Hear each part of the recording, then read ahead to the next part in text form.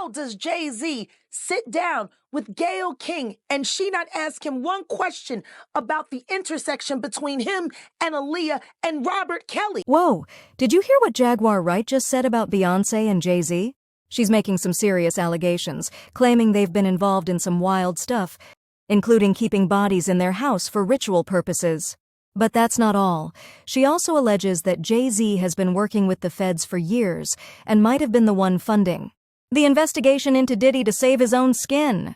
This is getting intense, and Jaguar isn't holding back, especially after going on national TV with these bombshell claims. You know, millions are watching, so she must have something to back it up, right? But just a heads up, she hasn't provided any solid evidence for these accusations yet, so we can't jump to conclusions. Grab a seat, folks, this drama is heating up. It's true, Jaguar Wright has a reputation for being spot on with her claims, so take this with a grain of salt. Recently, she made waves during her appearance on Piers Morgan's show, Piers Morgan Uncensored. This was a major moment for her, as it marked her first national TV interview, and she didn't hold back at all. Jaguar unleashed some serious accusations against Beyoncé and Jay-Z, calling them a nasty couple with a lot of skeletons in their closet. She alleged that Jay-Z pumped millions into funding the R. Kelly investigation to divert attention from himself, and is reportedly doing the same with Diddy now. She even claims to have 3 victims who are ready to testify about their experiences with Jay and Beyoncé. According to Jaguar, the couple allegedly harmed individuals until they were unconscious and then brought them to their home to do whatever they wanted. She also claimed that there are bodies in their house and suggested that Jay had a role in Aaliyah's death. This is some heavy stuff, and the drama is just escalating. Publicly, Dream Hampton spearheaded the Surviving R. Kelly campaign, which fueled the Me Too campaign. And that was all funded by Sean Carter to make sure that Robert Kelly went to jail. Get his lick back. Why is nobody understanding that Dream Hampton was being financed and ran by Sean Carter? They were able to go and get all of these witnesses because he was there with Robert Kelly.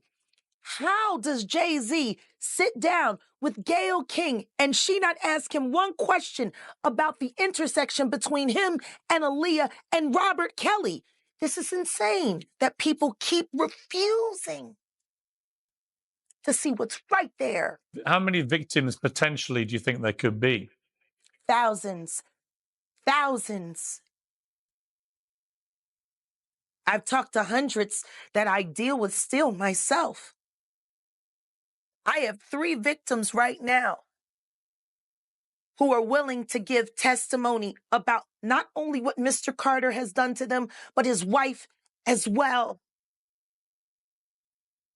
They're a nasty little couple. They do nasty things.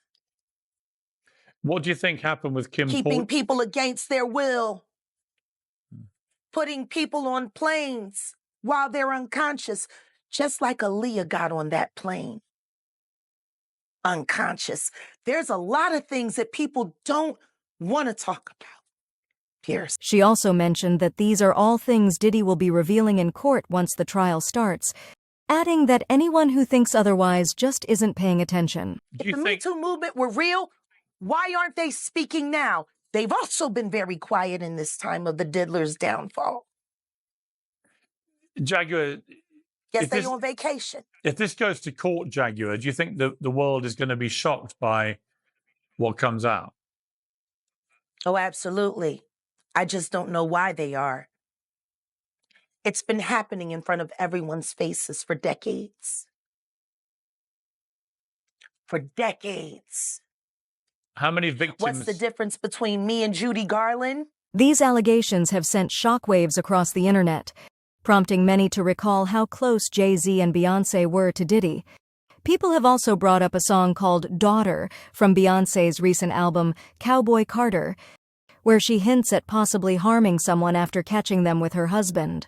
The lyrics are quite graphic, detailing how she and her partner dealt with the situation, revealing a darker side that contrasts with her public persona.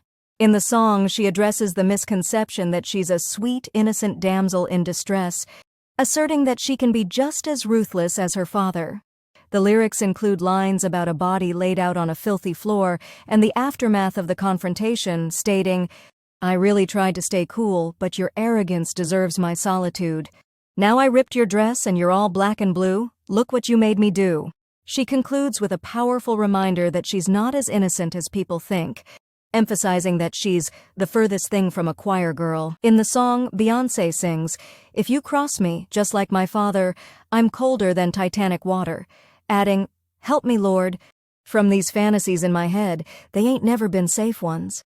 She describes doing her best impression of a damsel in distress, with lines about alcohol and regret. While some may see this as just a dark artistic expression, many believe it's a subtle confession about what she and Jay-Z allegedly did to his pregnant mistress, Kathy White. At the time of Kathy's death, a pathologist concluded that she died from a brain aneurysm. However, Jaguar Wright has made bold claims, asserting that Jay and Beyoncé were involved in Kathy's death. Jaguar first spoke on this during an Instagram Live last year, stating that the story about the aneurysm was a lie and alleging that Kathy was brutally taken out in her own home. According to Jaguar, Jay decided to act after Beyoncé found out about the affair and was planning to take matters into her own hands if he didn't. White's life was taken unfairly. She actually died screaming, and the Carters are responsible. But one of them is just a little more responsible than the other. Question is, did Sean Carter delete his mistress, his pregnant mistress, because his wife was jealous? Or could it be possible that maybe his wife's temper is just a little worse than most people think? And maybe he just had to clean it up to protect the brand's sake.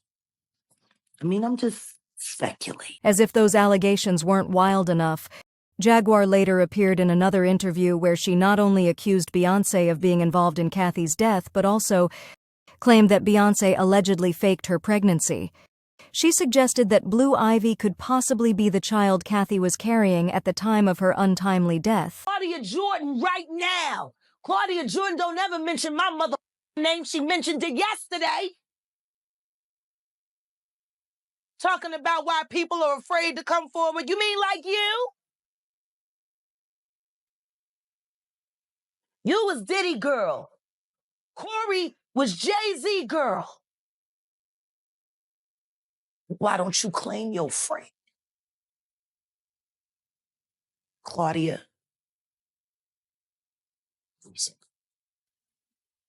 So, Jack, when you say... When I say Corey, I'm talking about Kathy White. Oh, yeah, that's what I was about to ask. Jay-Z's pregnant mistress, who died of an imaginary aneurysm, just like the woman who was best friends with Kim and Kimura, who wrote the book Bling and died as soon as it made the bestsellers list. Who the f was these people supposed to go to? You can't go to the boss because the boss is f***ing you. And the boss's boss don't get no... Can't go to the authorities. They're all bought and paid for. You could try to get a special prosecutor, but they'll just pay somebody to reassign him to another case. Where the fuck you go when you get f***ed over by the industry? Nowhere. That's where you go, nowhere. Which is where people like me step in. You right? I go to Diddy parties to walk mother out, cause ain't nobody stopping me when I come. You Sean. Hey, man. Weirdo. Oof. I don't get no what you got in your head, that neural link. You'll never outthink me. Ever. All I do is frustrate you and AI. You can't quantify me. You can't even control your wife. You gonna handle a bit like me. You can't even control that goofy. You should have did a better job. Maybe she wouldn't have had to lose her mind on Kathy. Because you ain't protecting you. You're protecting her. Wonder why. People also came across an investigative article by Hollywood Street King, who took it upon himself to delve into the real cause of Kathy's death. He was actually the first to break the story about Kathy and Jay-Z's affair, so he had some insider knowledge and suspected foul play as soon as the news of her death emerged.